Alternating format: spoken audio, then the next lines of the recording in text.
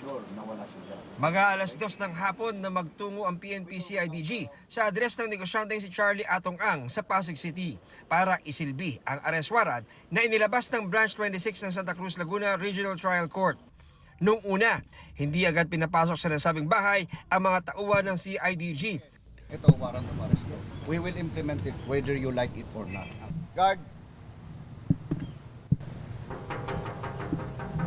We'll be giving them 10 minutes. Kung ayaw nila tayong pagbuksan, i-implement natin yung warrant of arrest. Pati sila aarestuin namin. Maya-maya, naglatag na ng hagdan ang mga polis. Palapasin mo na ulit. Guard! Ilang sandali pa, dumating ang isang nagpakilalang abogado ni Ang. Attorney Acosta. Ma'am? Yes po. Ma'am? Yes po. Colonel Giagi from CIDG. Hold on. Can I just come in first before you go in? Please? Thank you. I hope we have an orderly conduct here, okay?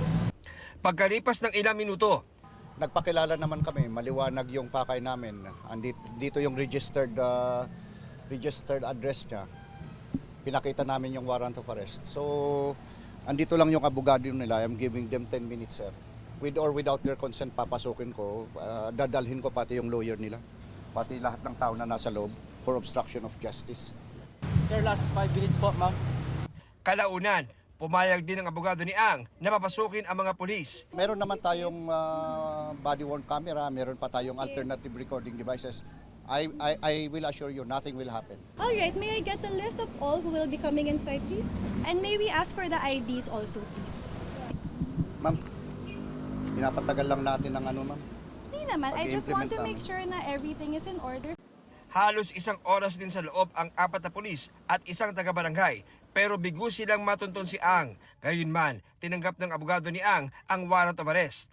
Sa to say, wala po tayong nakita dito. Hinalughog po natin lahat ng pwede niyang pagtaguan, no? Mula sa basement up to the highest floor. Even yung rooftop is inakyat namin. So wala tayong nakita as to presence ni Charlie Atong Ang. Pinuntahan naman ng NBI ang umaring farm ni Ang sa Lipa, Batangas. So meron kaming warrant of arrest dito ng issue ng Branch 26 na Santa Cruz Laguna para sa kay Charlie Chu Hai Ang alias Atong Ang. Una nilang pinasok ang isang malaking bahay sa may gate ng compound. Inisa-isa ang mga kwarto pero hindi nakita si Ang. Hindi rin siya nakita sa isang malaking gusali sa compound. Mahigit 30 hektarya ang lawak ng property ni Ang. At sa pag-iikot ng mga ahente sa loob, nakita ang mga alagang panabong na manok, 2 helipad at malawak na open ground. Pero walang nakitang Atong Ang doon. Ipinaaresto na rin ang 17 iba pang kapwa-akusado ni Ang. 9 na pulis na dati nang nasa restrictive custody ng PNP ang itinurn-over sa CIDG.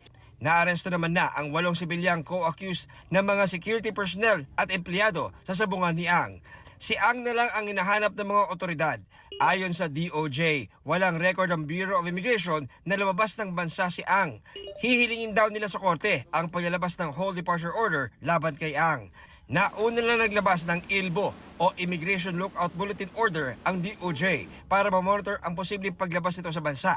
Tuloy naman ang malawakang manhunt operation ng pulisya.